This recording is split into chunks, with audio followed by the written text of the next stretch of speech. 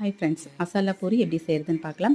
பட்டாணியை ஒரு 6 மணி நேரம் நல்லா ஊற வச்சுட்டு குக்கரில் சேர்த்து உருளைக்கிழங்கும் சேர்த்து நல்லா மசிய வேக வச்சு எடுத்துக்கலாம்.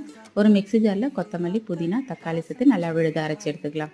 எப்படி செய்கிறதுன்னு பார்க்கலாம். கடாயில் எண்ணெய் சேர்த்து நல்லா காஞ்சதுக்கப்புறம் கட் பண்ணி வச்சுருக்க வெங்காயத்தை சேர்த்து நல்லா வதக்கிக்கலாம். வெங்காயம் நல்லா வதங்கி நிறம் மாறி வந்ததுக்கப்புறம் இஞ்சி பூண்டு பேஸ்ட் சேர்த்துட்டு அதோடைய பச்சை வாசனை போக நல்லா வதக்கி விட்டுக்கலாம். நல்லா வதங்கினதுக்கப்புறம் அரைச்சி வச்சுருக்க புதினா, கொத்தமல்லி, தக்காளி விழுது அதையும் இது கூட சேர்த்துட்டு அதோட பச்சை வாசனை போக நல்லா வதக்கி விட்டுக்கலாம். இதில் மசாலா சேர்த்துக்கலாம். மிளகாய்த்தூள், கரம் மசாலா, தனியாத்தூள், சாட் மசாலா, கொஞ்சம் திக்னஸ்க்காக கடலை மாவு எல்லாத்தையும் சேர்த்துட்டு நல்லா கலந்துட்டு வேக வச்சுருக்க உருளைக்கிழங்கு, பட்டாணி அதையும் இது கூட சேர்த்துட்டு தேவையான அளவுக்கு உப்பு சேர்த்துட்டு கொஞ்சமாக தண்ணி மிக்ஸி ஜாரில் சேர்த்து அதையும் சேர்த்துக்கலாம். இதெல்லாம் சேர்த்து நல்லா ஒரு 10 நிமிஷம் நல்லா கொதிச்சதுன்னா மசாலா ரெடி.